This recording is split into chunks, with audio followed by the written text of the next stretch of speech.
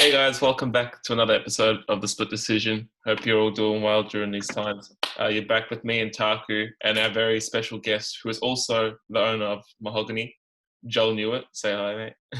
Thanks for having me, boys. It's been a long time coming. It has been a long time coming.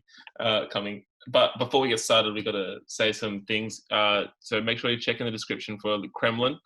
We're also going to be leaving the link to MHGNY in the description. Their Instagram is in the description. And follow all the social medias, Instagram, Twitter, Facebook, YouTube. I think that's it. Reddit. Cool. Hey, Reddit. And Reddit. Hey. Can't forget the Reddit. But yeah. I think that's it with all the nonsense, but we can get straight into the actual episode. So our first segment is discussing the condensed 20 to 21 schedule. So Atlanta Hawks general manager Travis Schlenk, is that how we say it? Like, yeah, I think so, yeah. Is that how we're going to pronounce it? That NBA has indicated to the league's GMs that next year's schedule could be condensed in order to try to keep the league as close to its usual timeline as possible. Schlenk started the NBA, still wants teams to play an 82 game under such a scenario. Do you think it's possible for the league to have a condensed schedule and still play all 82 games? I mean, I see where they're coming from, because they have to lose these 2 years to then get back to how they usually were. But at the same time, it's going to be weird having one season where it's like maybe 70 games and, then have to go back to 82 games, because then they have to condition themselves even more to get back to that original state. I mean, you see what I mean there? Yeah, I get what you're saying, but then the NBA has done condensed schedules before, on lockout years. So I think it was 2011 and then 1990. I can't remember the exact year. So it is possible to have because I don't think realistically I saw something that's this season when it ends, it's gonna end and the teams that play the NBA finals only have around 8 weeks to get ready for the next season. And then you're then asking teams again to play 82 games on top of that. That's not enough turnaround. So I think in reality, playing 82 games plus then playing this season, then ask them to play 82 games, it's a lot to ask. Yeah, it's too much to ask for from players, especially coaches as well. Getting their schedules right. Yeah, it's a pretty grueling season, playing 82 games, and if you're going to have to do it in a shorter amount of time, and teams hypothetically say Milwaukee and the Lakers make the finals, and that goes to 7 games, and they got 8 weeks, and then if they go back again, they're playing around 100 games in the shortened season. It's not really that fair. Yeah. As well, it's just what happens with back-to-back games? Do you reckon they'll still play back-to-back games in the condensed season? Or do you reckon it would free up more space for them to space out the games evenly so players get more rest in between and they stop complaining? Well, if it's condensed and they still want to play 82, then there'd probably be more back-to-backs. So I'm not sure how the players would react to that. Yeah, that's true. And the NBA's made it a point to try and reduce back-to-backs because of injury and fatigue and stuff like that. So if they're trying to play 82 games, and let's say they start in December and they realistically want to finish next year in July, late July, early August, and then they can go back to normal timetable for the following season, then you're looking at way more back-to-backs and 4 games and 5 nights and stuff like that. And then you have to account for travel and other stuff like that. So then you're heightening up injury risks. And then you're losing revenue anyway, because then let's say a player like LeBron obviously LeBron's never really been injured, but then LeBron's playing 4 games and 5 nights, then you're asking him, you ask him to travel from LA to Milwaukee or something like that. And then that's just increasing injury risk. And if he gets injured, then you're losing revenue anyway, because no one's going to want to come watch a Lakers game, and LeBron's potentially not playing, sort of thing. Yeah, I mean that's half of this fan base, just LeBron fans. Dimos. Yeah, Dimos. Yeah. We could do that at a different time. But I don't know. I can't see it being the best option from the NBA. Surely they can sort something else where they get something else going. But It I is feel what like it is. with all the debate for load management at the moment and players like Kawhi Leonard taking nights off, I feel like this is the worst possible thing that could happen for that as well. Yeah. I don't like. I get why they do load management, but I just can't agree with it because, like, Yeah. what's it called? I just feel like that these what am I trying? I'm trying to word it. I can't find the words for it. Like the players in the past, they never had to load manage. Like you never saw Michael Jordan really load managing. But like now, the players these days, I don't want to get injured. Like if you want to be considered a great basketballer, just play basketball. You don't have to load manage to get that kind of, What am I trying? What's the word I'm trying to find? Does anyone know? I don't know. I generally don't know the word you're trying to. Like I get in Kawhi's sense why he load manages. Because for that knee injury that happened to him when playing the Warriors and like what Zaza Pachulia did to him, he's never like really gotten right. So then it's like you don't want to. He's pretty good. Yeah. Yeah, I mean he's still pretty good. He beat the Warriors. But like so like you just don't like that knee injury. So like stuff like that. But then other players, it's like when you're not injured, and it's like you don't need to load manage, then like you shouldn't really do it. Sort of thing. Yeah, but wouldn't you just put him on the injury list for like a few weeks so he can get it right instead of having to load manage him every few weeks just to get it right? Like, wouldn't you just be 100%? He hasn't been able to get it right. Like it was what? It was 2017 Western Conference Finals, and he hasn't been able to get it right. Yeah, no, but like that's because he's been playing. Like he had that time off initially.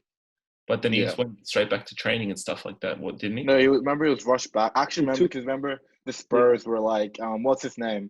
Tony Parker was like, I had the same injury, and it didn't take me this long to come back, and that's why he got traded because like the whole Spurs organization weren't like the way that Kawhi was rehabbing his quad. Right. And then he played in Toronto, even though he probably wasn't 100% fit. So he hasn't really been able to get his body the way that he's wanted to get his body back. I completely forget that Kawhi went to Toronto and just like blew out the Warriors like in his first season there. That was crazy. And then he's just like, yeah, see you later. Off to the Clippers. Peace out. Would you retire Kawhi's number in Toronto? Yeah, I reckon I would. You got to. You have to. He brought them the title.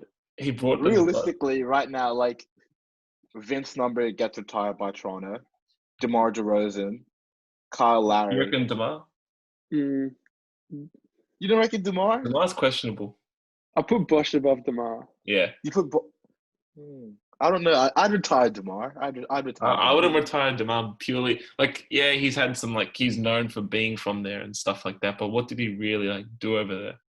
But he took them to the conference finals like 4 times. Yeah, he lost to LeBron 4 times, is what you're telling me. LeBron time. But then, like, I stand by this. I believe the Toronto Raptors make it to the finals with DeMar DeRozan. Really? You don't reckon? No. They beat Philly. They beat Philly. You're telling me that DeMar DeRozan is hitting DeMar that DeRozan shot fading away don't get on over goal. Philly. Yeah, DeMar DeRozan Raptors with Pascal Siakam having the season that he had. Still, they get over Philly. I don't reckon. No way. No way. That's the dumbest argument I've ever heard. They beat the Magic. Magic. They easily that beat much the Magic. Better than DeMar DeRozan, and they won by literally 1 shot. This is DeMar. I mean, this is DeMar. This is Kawhi. Like they're not even in the same league. Okay, I'm not disrespecting Kawhi. I'm just saying. I really think, like, I still believe, and like the games go a different way with DeMar there because DeMar's skill set is different than Kawhi. So maybe they beat Philly in less games. All right, when you go to edit this podcast, right, I want you to listen back to yourself saying that DeMar would go to beat Philly because that is the stupidest thing I've heard this week, and I've heard some dumb shit this week, right? God damn. There is no way. Bro, there's no way DeMar is hitting that fadeaway shot in Philly. No, where but it's then, like, boom, no, boom. but then it's like he's airballing that. Butterfly effect. So they're not every single moment is gonna play out like how it did with Kawhi there. Oh, now we're talking about space and time. Shut up, man. Just talk about basketball. You're just substituting Kawhi and putting DeMar in Yeah, I'm yeah. saying, but then DeMar is a mid-range shooter as well. DeMar is a mid-range shooter, so Literally, that's all he can do, though. Yeah, that's all we can do. I mean, if we would have, I don't know the stats specifically in that game, but like I'm sure Kawhi hit a couple threes in that game. Had a few blocks, a few I don't know. steals. He's a better defensive. But Kawhi's a much better defensive player. He locked up whoever he played on. That's like the main point as well, because he played on both ends. Like he played really well on both ends.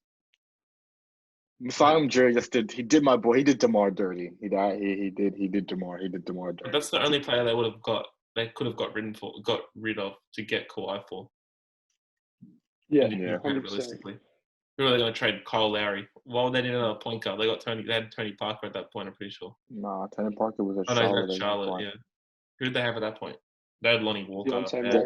Derek White. My boy, no. DeJounte Murray.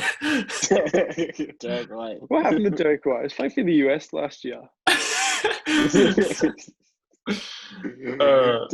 Derek White nearly bodied a Nuggets guard. So moving on. Schlenk pointed to more back-to-back games and sets of 4 games. I've already spoken about that, really, about back-to-back games. We'll move on from that point. So what teams that go deep in the playoffs would have an extremely short off season if the 2020-21 campaign begins on December 1st and would have much time to prepare since training camps would begin on November 10 under that plan. So is December 1st a reasonable date for the 2020-21 season to start? I feel like from a basketball standpoint as well, not from a basketball standpoint, sorry, like these guys are adults and like they've got families and just like having some time to wind down with them is needed. Yeah. And I feel like they don't get enough time if you're starting on December 1 with this condensed schedule and then they'll be on the road all year again. That's true. I mean, when does LeBron ever get to spend time with his family except for last year when he did make the playoffs?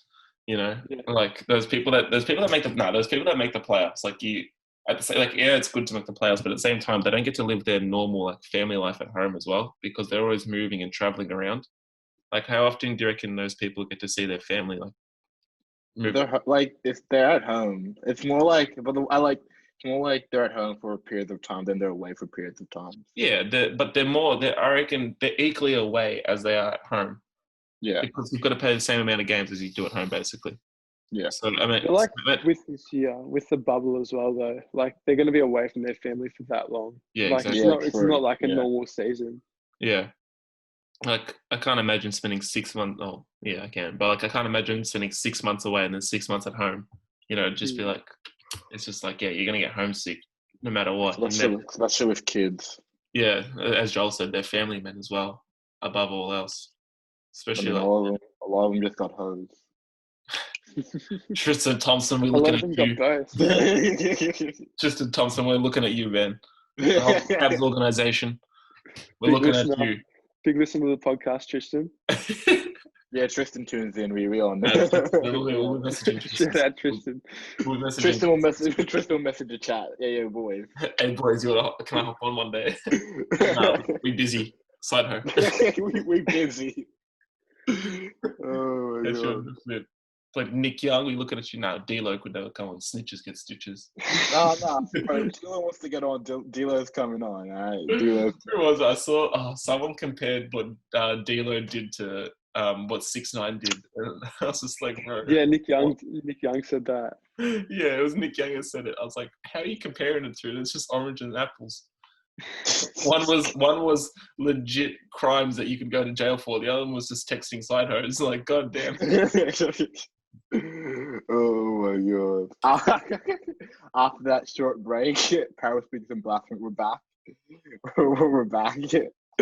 Now let's go on to sort of our next sort of segment.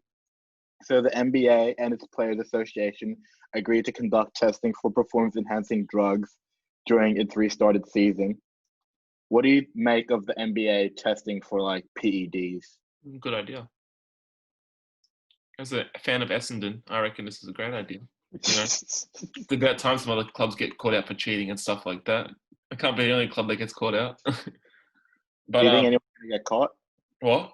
Do you think anyone's going to get caught? Yeah, I reckon heaps of players will get. I mean, it depends because not all substances are banned. Like some substances you can use. So if they're using legal substances, yeah, like I guess it's all well and good.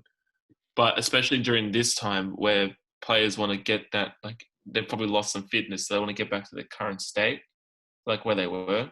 I can see some players, maybe using some performance-enhancing drugs.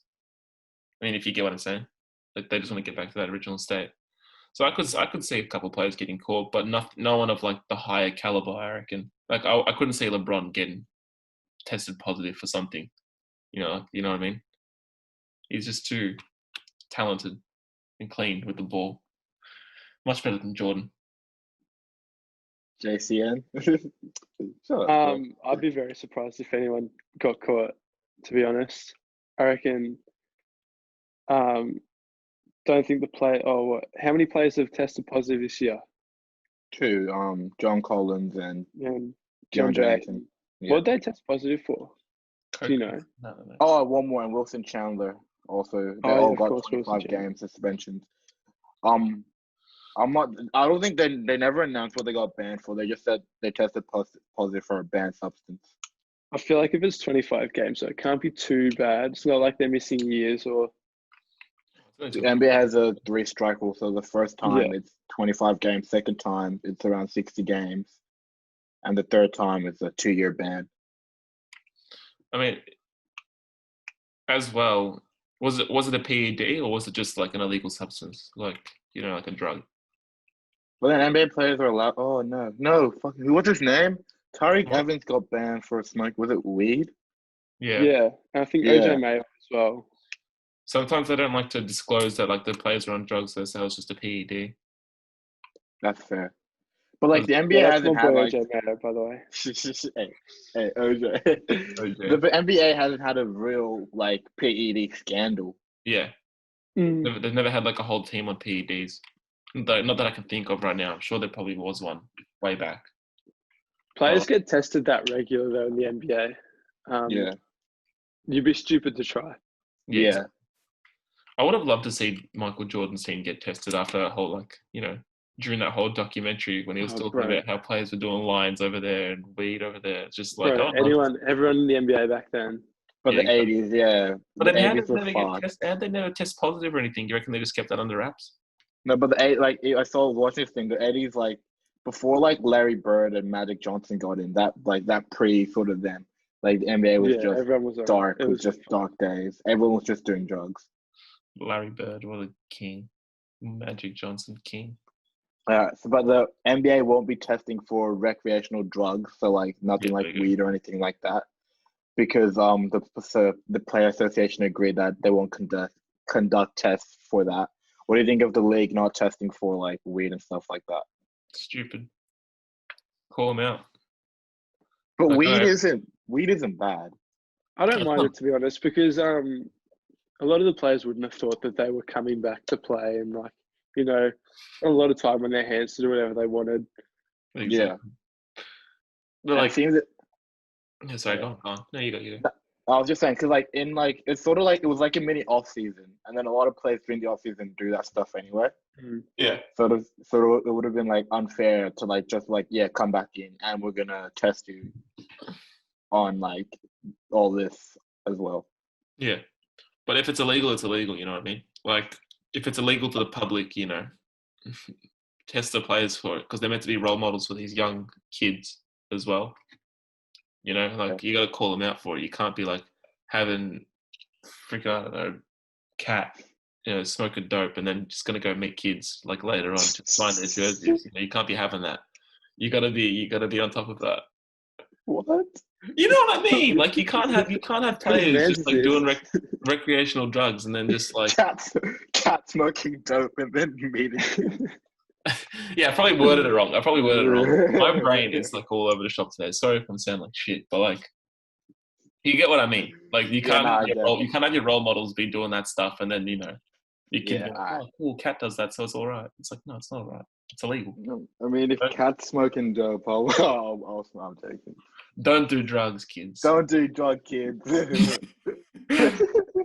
Coming from Split decision. Split decision. We should have like a poster that just says, "Don't do." Just my face on it. Stop it. Get some help. Stop it. Get some help. Stop it. Insert clip. Stop it. Insert clip. So what is next for the teams that are not? So we'll look at two teams. So like the Charlotte Hornets were not invited to the Charlotte who? The Charlotte Hornets were not invited to Orlando, but they have had some solid spots throughout the season with two leading scorers in Devontae Graham and Terry Rozier playing all right, but both posted below average effective field goal percentages. Miles Bridges and Malik Monk remain woefully inconsistent. Cody Zeller and Nicholas Batum suck. Oh, That's true. So, Joel, on the surface, what can the Hornets do? so if I'm the Hornets, I was thinking about this. I'm offering Brandon Ingram a max deal this summer. But does he sign for Charlotte? I don't know. That's the thing. Think about it, because they signed Terry Rozier to a 3-year, $60 million contract. I reckon in terms of the room, they've got enough room for it. But obviously, it's whether Brandon Ingram wants to play in Charlotte. But I reckon Brandon Ingram is in a situation now where, with Zion emerging so quickly, that he probably won't get as many touches as he'll get in New Orleans. With Lonzo Ball and Zion, probably more their future pieces. And obviously Brandon Ingram's a good player and he's going to get his touches, but I reckon if he wants to be the man on a team, Charlotte's a good place to go where they can build a team around him. But then Michael Jordan has shown as an owner that he is Yeah, well, because he had Kemba for so long and wasn't really able to put anything around him. So do you think Brandon Ingram, looking at the past, will look into that? yeah, so that's the thing. I'm not sure if anyone really, the last big free agent Charlotte signed was probably like Al Jefferson. Al Jefferson, oh my God. What a king from 2K. What a king from 2K. Okay, one more. Back to the Brandon Ingram thing, though. If you think about it, I think realistically, Drew Holiday is what, 28, 29 now? Mm-hmm. Pelicans around that. could trade him, because Drew Holiday, amazing player. Honestly, he's heavily underrated, but he just doesn't fit the Pelicans timeline at the moment. So you can trade him and you get future assets for him, and you get you have Lonzo. Lonzo's your point guard of the future. You get another guard come in, not someone just sort of like a 3-and-D type guy. Then you have Ingram at the 3 and you have Zion at the 4. That could be Zion and Ingram could be a good duo because Lonzo ain't that kind of. I reckon with Drew Holiday, I reckon he's kind of like the glue guy that brings them all together. I feel like you still need veteran presences around the locker room, and Drew Holiday is one of the best when it comes to that. He's just a really good bloke. And, he knows his role in that team now. He knows that he's the leader, but he's not the main guy on the team anymore. Yeah. Yeah. So I don't mind Drew Holiday on the Pelicans. I agree. I can get behind it. So the Hornets should take whatever they can for the expiring contracts of Batum and Zeller and invest a ton of time into lineup made of young players with Terry Rozier's heavy contract. They should look to shop him around. Just Terry Rozier. Yeah, well. Rozier. Do you see a future where the Hornets are able to turn around their luck? And let's say in a 5-year timeline are able to make the playoffs. Well, it depends how they go in the draft, to be honest. I don't reckon this year's the year that they'll turn it around in the draft. I reckon other than maybe LaMelo Ball, there's not really a player that you can really build around and have a great team around other than him. Ball. I reckon Anthony Edwards and James Wiseman are really players that you can build your franchise around.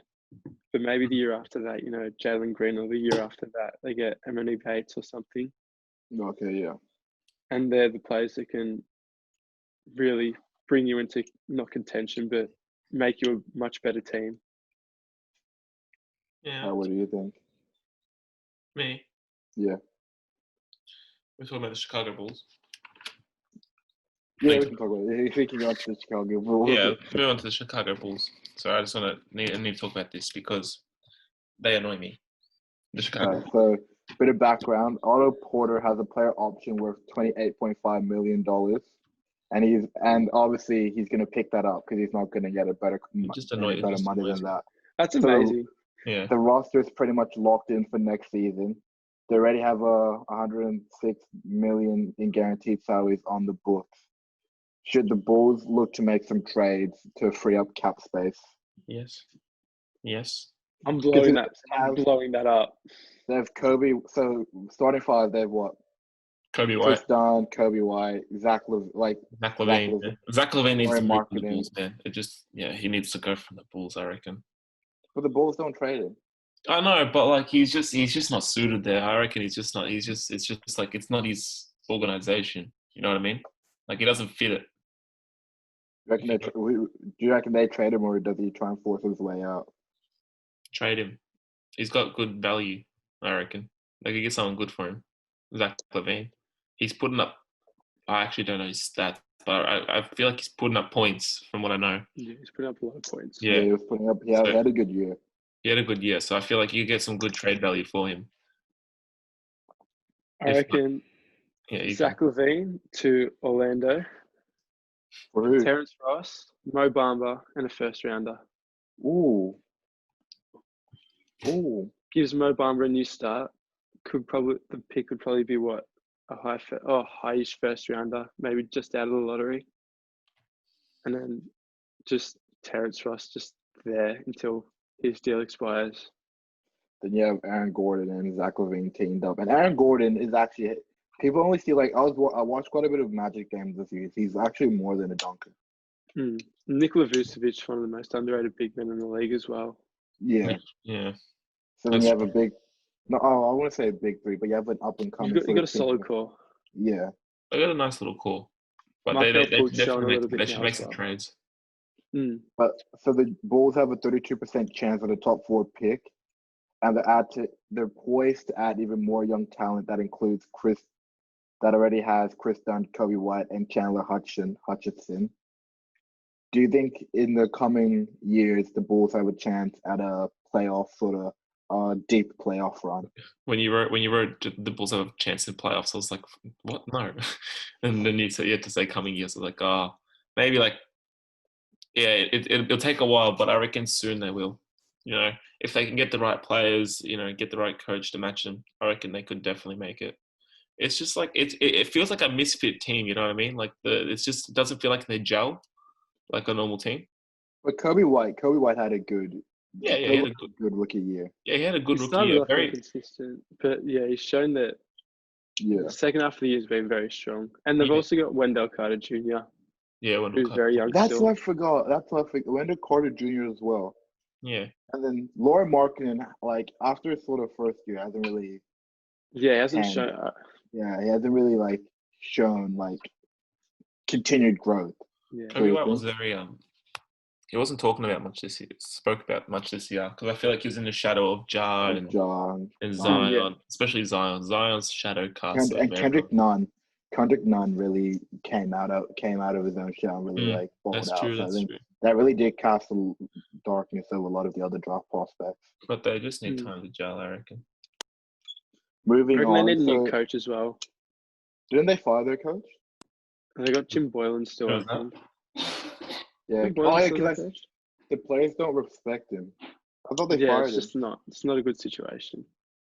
They need, I think, especially with a young team like that, you want to get a young coach that will sort of, like a Brad Stevens situation, where he can come up with the players and they gain his trust and they can go through battles together and they get that sort of thing going. The Celtics were sick. That was good to watch a couple of years ago. The Celtics. I never forget when the hype video the Celtics made when that was so hard. What did it take to overthrow the throne? My favorite, the Bucks season, it's over. Philly They're still processing. They're still Like, processing. But what does it Oh. take to overthrow the king? Relentless rooks. Bro, that was the most hype. I saved that video. It's like still on my camera or somewhere. Yeah, it's still on my fucking phone. Sometimes I'm like just sitting. I'm just like, yeah, I'll watch it. Get myself hype. Alright, so moving on. Lamarcus Aldridge is to miss the restart of the season because of he's had season-ending right shoulder surgery. So last season he assumed a bigger role when Kawhi Leonard was traded and put together the most complete year since joining the team in 2015. He had 21 points, 9 rebounds, 2 assists, and 1.3 blocks per game in 81 games played. How do you think the surgery will affect him in sort of years to come? It's too hard to tell now. Like, you know, he could just get back to he could come back and be back to how he was. He could be worse. He could be better. You know, you don't know how it's going to be. It's one of those things. You gotta wait till after the surgery. He's 34 now. Yeah, he's old. He's old. Yeah. A surgery like this could really, It depends. Some players take it differently. You know, Kobe was old when he did his Achilles tendon, but you know he still balled out and dropped those 2 free throws. You know what I mean? But like but Kobe came back and he still balled out after his Achilles tendon injury. You know, and he was getting up there. When was that? 2012. Yeah. Like that was towards the last 4 years of his career. I'm trying to think. 4 years? Yeah, 2016 he retired. But losing LaMarcus Aldridge is a major setback for the Spurs, who are 27 and 36, and they were invited to the restart and they're trying to qualify for the playoffs. San Antonio is already running low on star power with no really high-end players, which will force the squad to even lean more on their team-first approach. Will the Spurs be able to make the playoffs without LaMarcus Aldridge? Probably not. I don't know. I feel like, do you reckon it'll be the end of Popovich? Like, if, you know, they have a bad couple seasons? No. The Spurs never really been consistently bad, though. That's the thing. Exactly. Like you kind of always just expect them. Oh, they'll bounce back. They'll find someone. Yeah, they someone always come do. through. But do you reckon? Sorry, go. Marcus, I'm just saying, Greg Popovich has sort of earned the right to walk away whenever he wants with what he's done for the Spurs organization. He's considered, definitely. Like, after Phil Jackson, he's probably one of the greatest coaches, I want to say, of all time. Could argue that he's definitely top 3. Top 3? Top 3, That's a definitely. good question. Top 3? Who is it? Phil Jackson. Red Auerbach. Phil Jackson, Red Auerbach. And then you got like Eric Spoelstra and stuff like that. Guys like that as well. They're really good. But then I'll probably go Billy Donovan. Scott Brooks. Tech. Get him out of here. Ejected. All right, now. But yeah, Phil Jackson, Red Auerbach, and that's a good shout. On to my favorite player. My ex. Oh no. I just scrolled down and looked at what's on now. Wait. Do I have it? Where is it? Must be. I got it. Hey, so you know. The fact that you wasted your money on that is more. I was going to say, what a waste of money. The fact that I have 1, 2, 3. I have 3 of them, bro. Probably the only 3 Andrew Wiggins tops I've ever been bought. Anyway, so Andrew Wiggins. So it was sort of a sneak peek. We put this on Instagram last week. Andrew Wiggins was drafted in 2014, the first overall pick by the Cleveland Cavaliers, and swiftly traded to the Minnesota Timberwolves for Kevin Love, which was obviously the basis for that Cleveland championship team. He was supposed to be, the Timberwolves savior type team. But he was trash. But then, and in his early days, but early on it did seem like that. He averaged 17 points per game, 5 rebounds per game, and two assists per game, and won Rookie of the Year.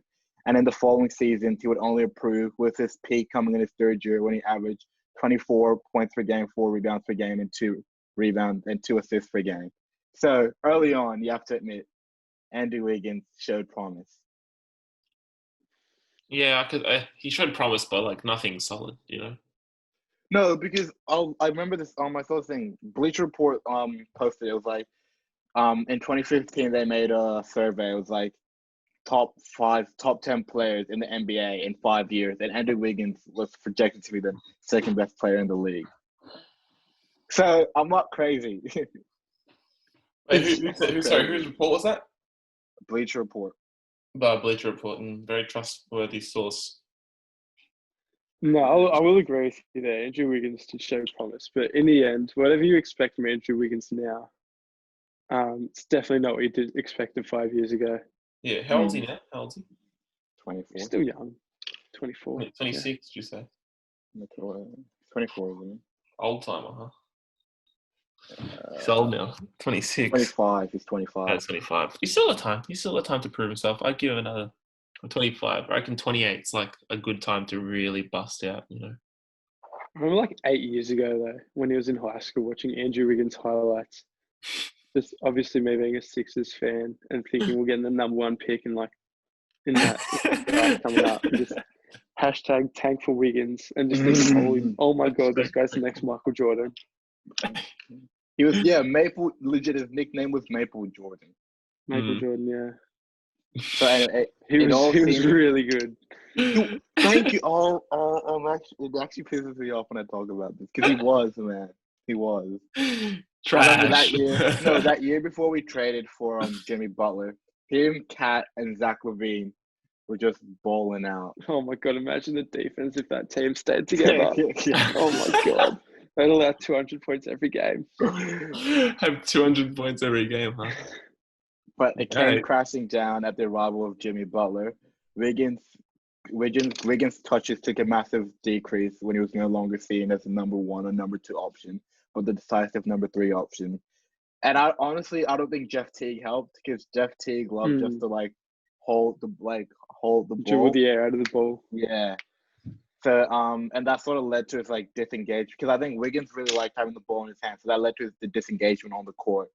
But this is the first season that the that the Timberwolves made the playoff, but it didn't help Wiggins at all. But then this season was the first where we saw flashes of the old Wiggins. We saw that. He was, Look at my face. But, look at my face. Does it look like? Does it look like he gives a shit about Wiggins? No, he's trash. He's trash. He's a waste. No, waste of talent. He should have gone to the Sixers. He would have been much better developed there. I wish he went to. Timberwolves are a trash organization. I wish we got Joel Embiid.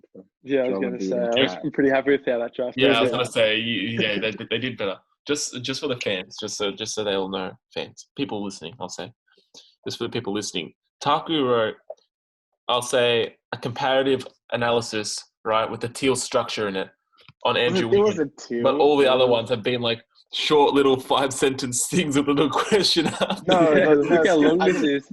I just copy pasted it from when I wrote it for thing.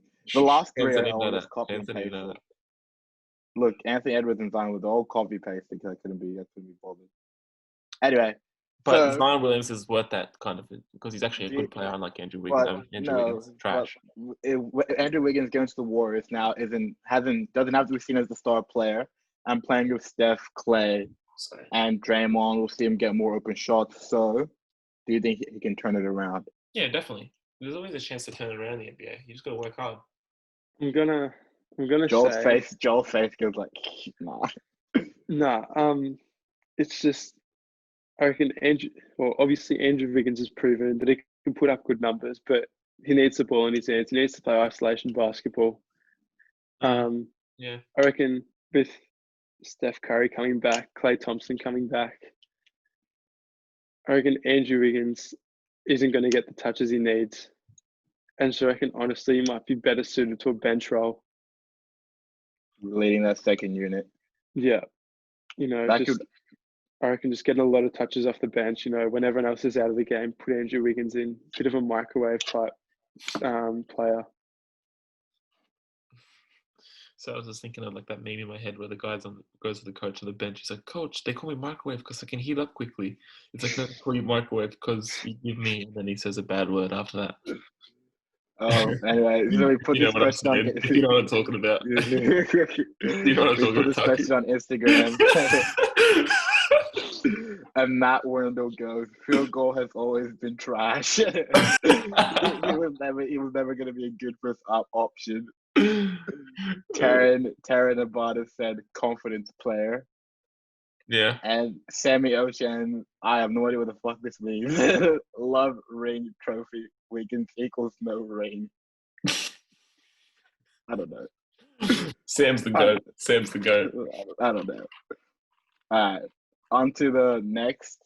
My man, Anthony Edwards. Where do you guys think he's going to go into the draft? Top 5. Top 3. It depends. It all depends how it all plays out. The lottery. Yeah. I reckon there's teams that are taking number 1. There's teams that there's ways that he'll probably end up going number 3. I reckon he'll go no later than that though.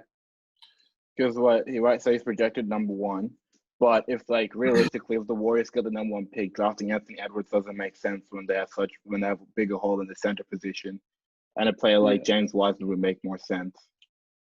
Sure. Yeah. So you. And then the Cleveland Cavaliers are projected number 2. I could see the Cavs drafting him. I can see the Cavs taking him. They've got Colin Sexton, Darius Garland, Dante Exum, Kevin Porter as their guard rotation at the moment. But Dante Exum hasn't really panned out into what everyone thought he was going to be. Yeah, I don't reckon they're going to say we're not taking Anthony Edwards because we got Dante Exum. So if you're the Cavs, do you take Anthony Edwards? I'm taking Anthony Edwards. Yeah, I'm bringing Darius Garland maybe off the bench, seeing how that turns out, and then hopefully having like a 3-guard rotation for the future. Who's taking LaMelo? I mean, Timberwolves are projected number 2. Jeez. How are you projected number 2 is what I want to know. What we have the second worst record in the West. Yeah, exactly. What went wrong? You guys are just trash. No, would you like a D'Lo, LaMelo Ball backcourt? Do you reckon that could work? Yeah, I would love it because D'Lo can play off ball, and then you have LaMelo Ball leading the point guard position. LaMelo can be pass first when he wants to. I reckon the only thing I find might be tough. Because we drafted Jared Culver and we have a 3. Jared Culver will be a good defensive wing for the future. So I either see us trying to go for another defensive wing to pair with, you remember that sort of Isaiah Thomas, Marcus Smart situation where Marcus Smart would guard the best guard. I can see Gersis Rosas going for something like that where D'Lo isn't really strong defensively, so we go for a more defensive type shooting guard. So then we have that offensive. But then we have Malik. You see, the whole thing. Malik Beasley sort of emerged.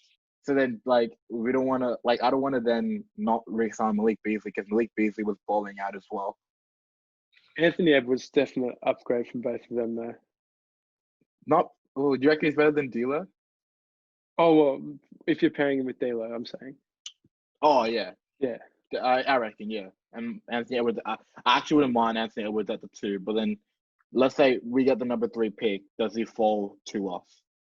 Yeah. Yeah. I reckon it all depends on how it plays out because, say, the Knicks get the number 1 pick, they're taking LaMelo. Yeah. And then say, if Atlanta gets the number 2 pick, then they're probably going to take Anthony Edwards or Wiseman.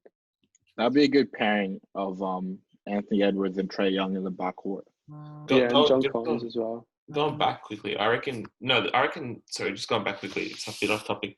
I reckon the Timberwolves did really well picking up D'Lo. That was a really good pickup for you guys.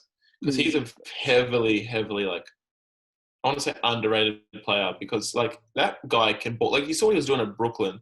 But he just never got the chance to do it at the Warriors, I feel like.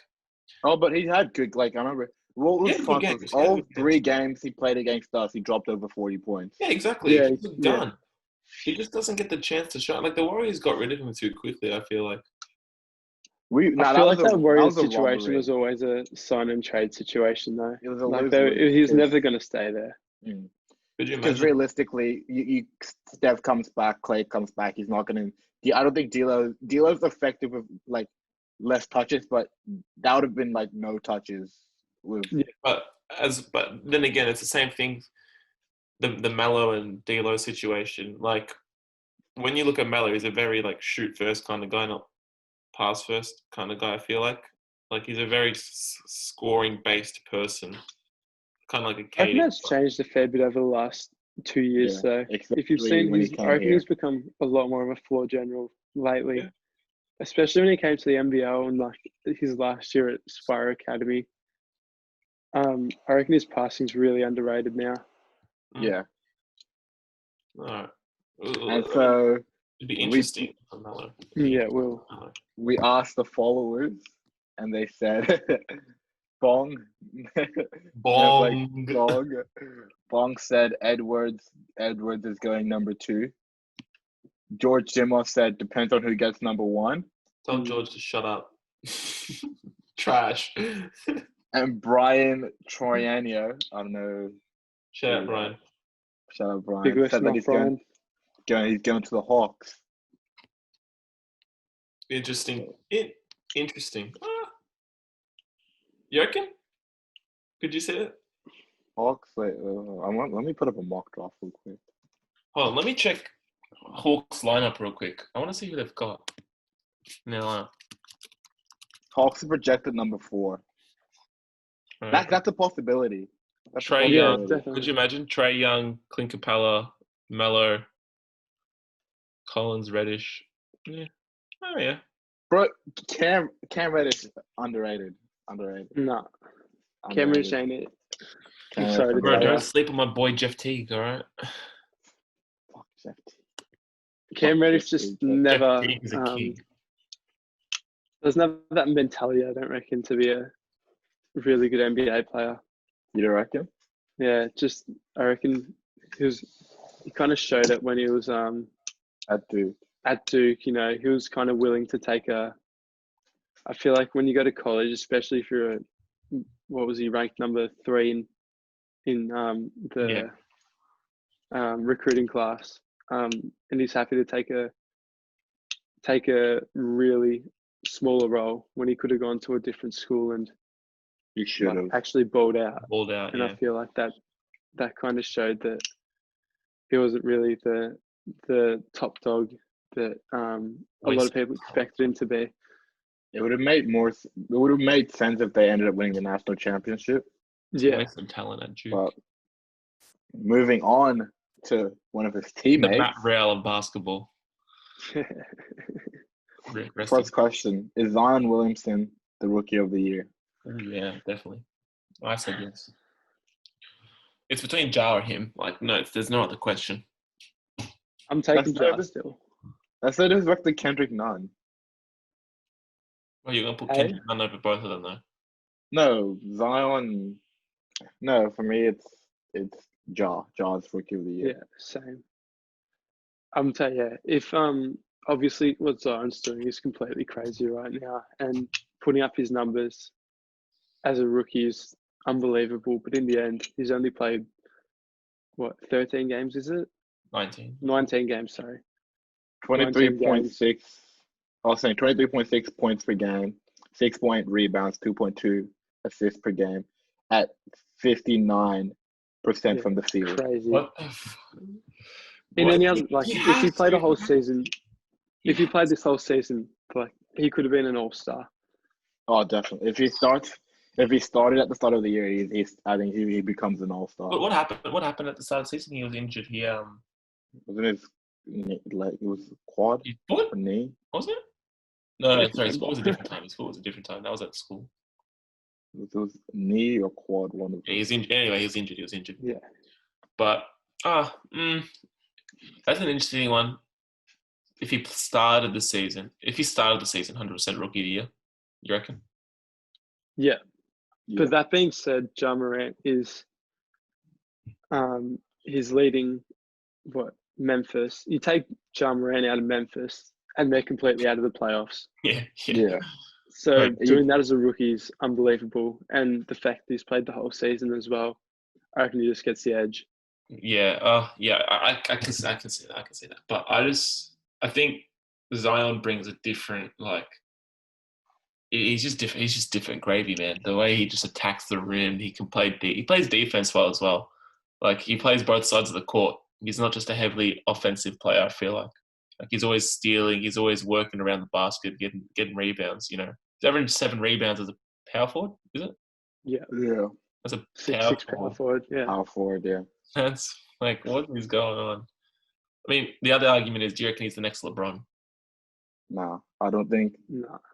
His passing game isn't there, and I think line's going to be something that we've never really seen before. Yeah, I agree. I'm just like closest thing is Charles Barkley in the way he's undersized at the 4. But then again, I honestly think he'll be better than Charles Barkley ever was. If he goes like if the first like 19 games are any indication of who he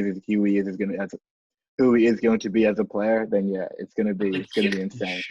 The kid can shoot. That's the biggest thing. The shooting was massively underrated. Yeah. Not only can he fly, but he can shoot. Like he is just Giannis, but thicker and smaller. Big Giannis.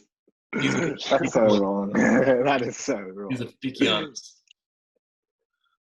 Alright, and then my last question. I had the weird image in my head. Last question for JCN. Who is your GOAT? Oh, bro. We already know who he's going to say. We already know who he's going to say. Yeah, I mean, we know. I mean, the listeners honestly, 100% honest, my GOAT is Michael Jordan. Yeah. But I do like causing a little bit of controversy and causing a little bit of carnage, disagreeing with people. Nah, just the fact that 6 rings is better than 3 rings. 5 MVPs. People forget he has the Defensive Player of the Year. He has the Defensive Player of the Year award. That being said, I reckon LeBron isn't that far behind, and I reckon LeBron still does have the time to take over. Just longevity wise, being this good for this long is completely unheard of. Like there's too much stuff that LeBron just hasn't done. Like LeBron was never the 2-way player Michael Jordan ever was. Yeah, then you could say like Michael Jordan was never the passer and rebounder that LeBron ever was. There's just so many arguments you can argue about. He wasn't a 2-way player. He said he wasn't a 2-way player. No, I just said he's never been the 2-way player that Michael Jordan was. LeBron's a good defender, but he's obviously not as good a defender, or was a much better defender, obviously, but he obviously isn't the defender. LeBron, was. But then like obviously it's what you're picking. I'm picking Jordan to I'm still picking Michael Jordan, but I reckon there's still time for LeBron. Jordan's a better scorer, but LeBron's a better all-rounded player, I reckon. But that agree with that. They all talk about it, but LeBron's more magic and Kobe's more Jordan. Yeah, facts. That's the other thing. See that. I find it. I don't really like comparing players anymore. I just feel like everyone's too different. It's too hard to compare. Yeah. Like you can't compare Michael Jordan to Bill Russell. Or Bill Russell, Big Bill. Oh my god. There's too many. I don't know. It's too hard. Too many anomalies. Too many different what if situations, Like you put LeBron there, you put LeBron in the 60s and stuff, like of course he's gonna dominate. But you put Bill in you put Big Bill in this generation, like of course he's not gonna be balling out like LeBron. You get me? I reckon Bill Russell. I reckon Bill Russell and Wilt Chamberlain could dominate in this era still. I could see Bill had like 6 Hall of Famers. Yeah, they had Hall of Famers off the bench. That's what I find crazy. Yeah. There's like 7 Hall of Famers in the team. But you got to think of the time they were playing in as well. Because how many Hall of Fame, they had them on their bench, but how many were they playing against? But like what? Like Wilt before he joined the Lakers didn't really have anyone. And like Jerry West lost like 11 finals. Yeah. It was in Collingwood. No, I mean, Bill has 11 rings. He doesn't even have enough fingers on his body. Yeah, you love saying that. You love saying I that. love that. Like, You say that I swear you say that every week. I You do. say that Bro, every this week. man, he has 11 rings. I only have 10 fingers. He doesn't have enough fingers for his rings. I put 2 on my middle finger, so when I do this, it's just like 4 rings, you know? Like, forget the thumb. Oh my god. No, there's still one left over. Anyway, JCN, thank you so much for coming on the podcast. This is the most controversial one of all time. It was randomness. It was just So much random shit. Make sure you guys check out Mahogany. Mahogany is coming out soon. So that is our new sponsor. So make sure you guys in partnership with Cremlon. Yeah. Oh yeah. We still Steph Cremlon. Mahogany. Cremlon. No more. Cremlon's out. Cremlon cancelled. Cremlon cancelled. JCN in. Mahogany. All the links will link to Joel and link Mahogany will be in the description.